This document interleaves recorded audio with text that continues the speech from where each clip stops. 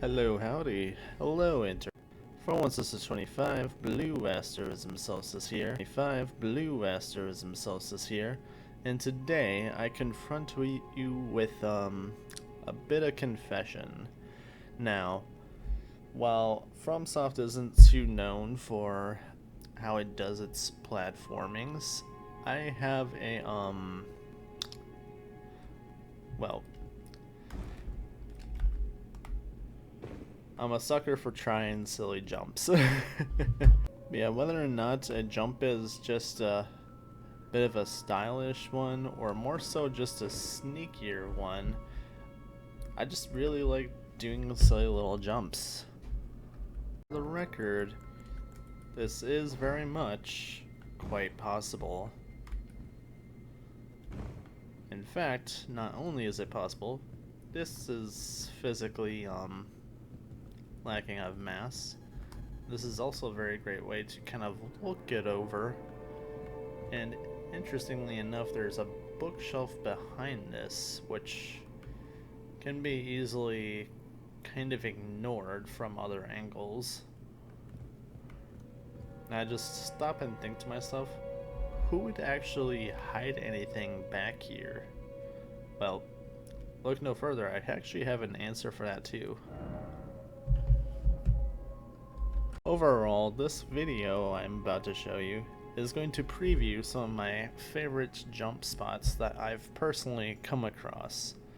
And mind you, this is not at all going to be like oh, glitch locations.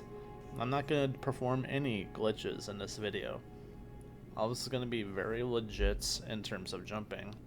In fact, there's actually quite very few real exploiting here, like, at all. Like, if you're hoping for like some kind of game-changing exploit for like a boss or something, this is absolutely not the video for you, and I would just suggest getting good at Dragonkin Soldier. Like, really, he's that easy, like, don't even bother. But overall, I'm also going to like show how you like perform most of these jumps, and also maybe even explain it a little bit. But yeah, let's get into it. But it's also another kind of disclaimer, this is not going to be a top 10 list because I don't even have that many, but I'm sure there's other kinds of cool jumps that I've just never come across personally. So if there is, I would love to see or hear about it. But until then, let's get into it. But I do kind of want to bring up a point, is that while you can get to some pretty wild locations through torrent jumping, it's not that very interesting to me. How it's more of like a muscle through kind of hope you get lucky on certain edges, and that with how fast you're moving, with how torrent behaves, then it is more of a real skill thing most of the time, especially if you look at how speedrunners try to just zip past through Rayo Lucario or something.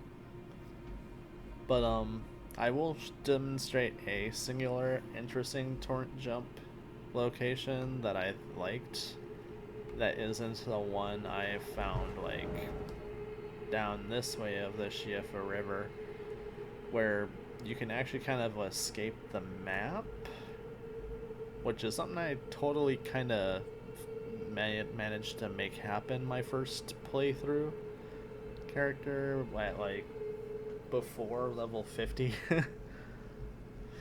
But yeah, that's just a little heads up. This next bit is going to be actually kind of quiet because I recorded this way ahead of time, but I ended up going back in this to kind of like fine-tune some of the discussion of this. But overall, it's a bit of me kind of just sort of like tracing my own steps going up to as high as I could figure out how to go personally, and actually kind of investigating this out from like a different perspective, you can kind of tell there really isn't anywhere higher you can actually go from how it looks. So it's like, is it really that much of a spectacle? Well, it is kind of high up.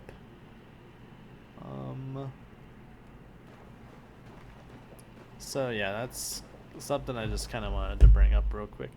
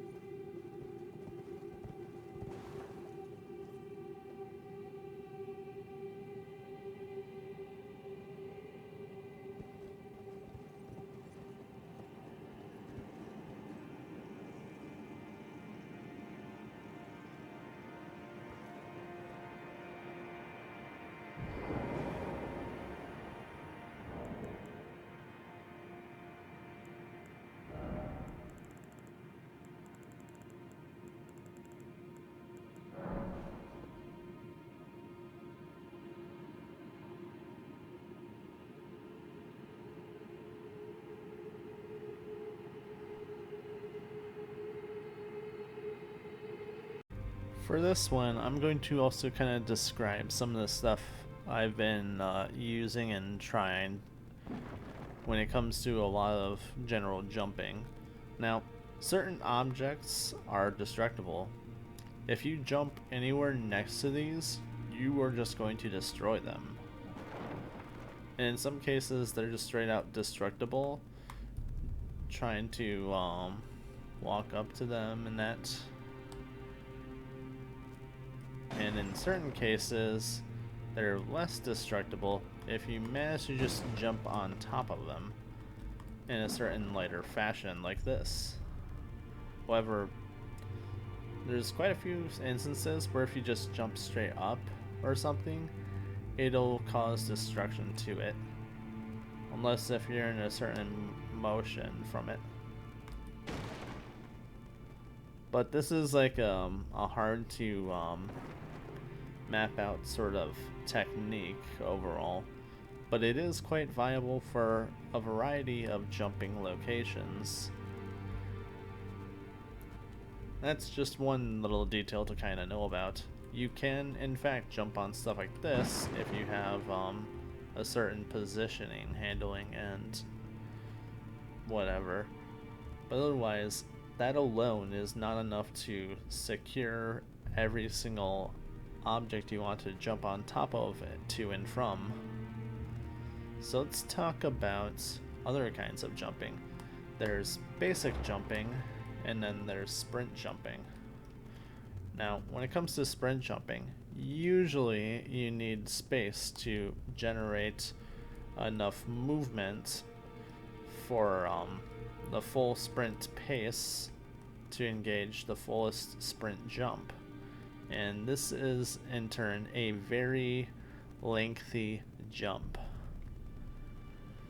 Now, generally, this is most of the jumping that's actually going to be fully applicable at any location you can think of. However, you're probably thinking to yourself, well, what if it's a really tight location? How can I utilize a sprint jump in such a place like that? Well, there is workarounds for that, actually. But, let's see. Before I really show what I was about to show, let's kind of talk about what the technique is. If you're holding still, jump up. While you're in midair, if you hold the sprint button down, you will actually be already in full sprint.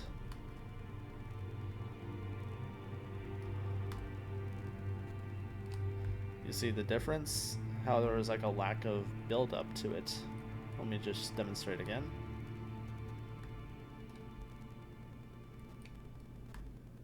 Oh. Just already in full sprint. So if you use this technique, you can already be in full sprint for a jump. Now, there are certain weaknesses with doing this. If you're turning around, you will get caught in some of the turnaround process in your cost of momentum and control sometimes. So generally, you want to be mostly facing half towards your target. Now I mean at least half. Like, let's say you're jumping this way, you want to face at least this direction or towards it. That is a general idea. Some objects climb a lot easier from like goofy little angles because you'll bump your head on some of the oddest little collision work. But let's talk about another fun detail, and you probably just seen it a little bit in action but didn't actually just register it much. You probably looked at that and thought to yourselves, oh yeah, he jumped on top of the pot. Oh no, let me tell you. You can just walk up certain geometry. To better just like demonstrate this, let's say we're here. Now if you just slowly inch by inch, enough until you start climbing it, you can start walking up this very cornerstone. work up to the top of this. And very well, it is definitely possible to get on top of those chandeliers from here. I've done it quite a lot of times actually, but apparently I never actually set messages there on this character. And not only is it possible to get to this one, it's definitely possible to get to that one. But first, let me kind of let me mark my territory.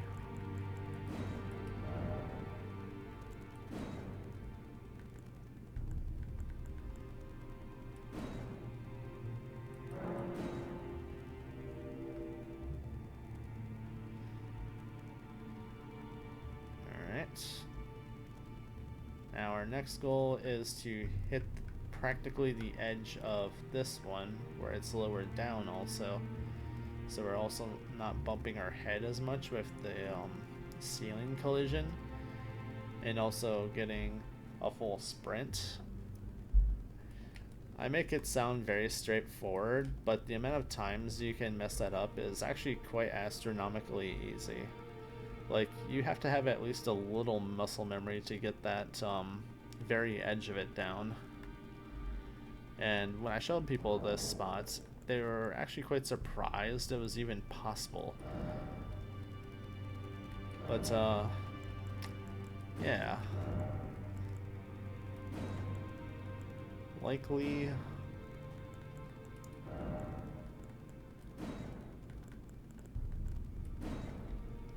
champion. And let's give him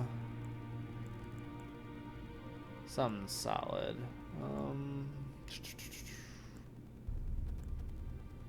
I appear to lack Bravo on this one.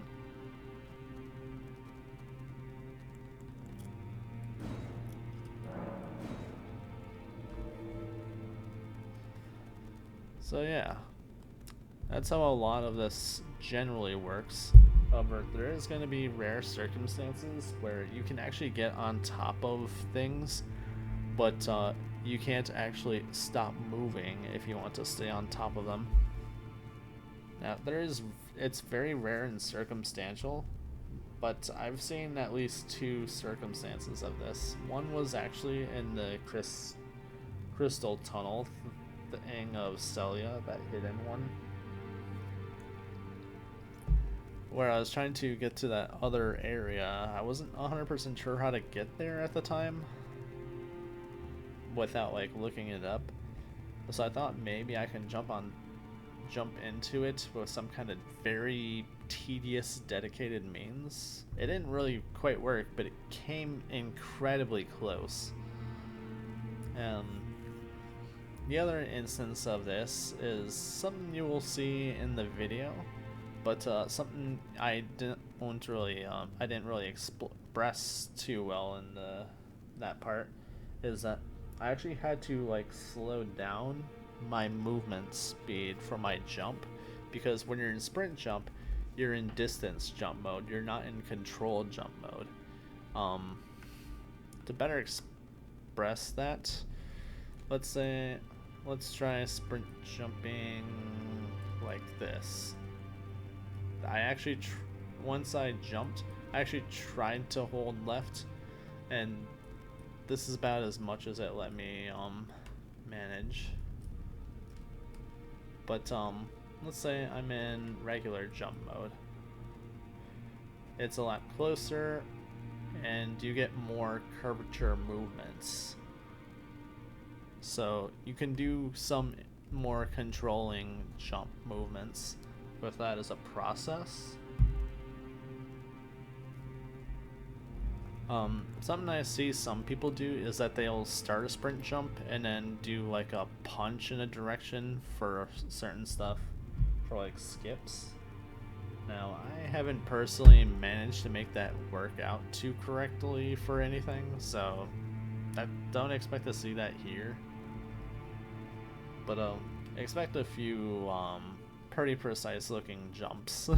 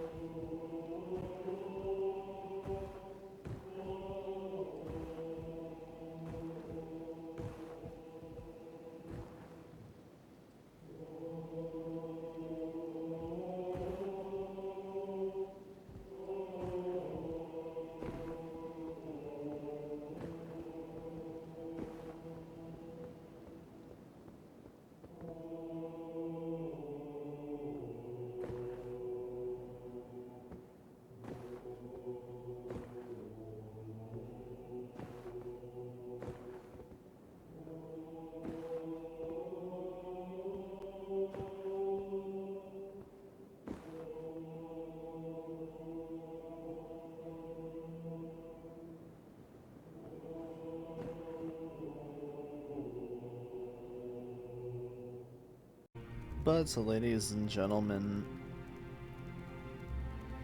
that's about all I have for you today.